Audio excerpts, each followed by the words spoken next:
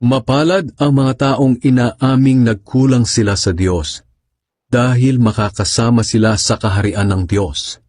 Mapalad ang mga naghihinagpis, dahil aaliwin sila ng Diyos. Mapalad ang mga mapagpakumbaba, dahil mamanahin nila ang mundo. Mapalad ang mga taong ang hangad ay matupad ang kalooban ng Diyos, dahil tutulungan sila ng Diyos na matupad iyon. Mapalad ang mga maawain, dahil kaaawaan din sila ng Diyos.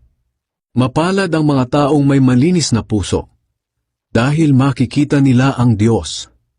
Mapalad ang mga taong nagtataguyod ng kapayapaan, dahil tatawagin silang mga anak ng Diyos.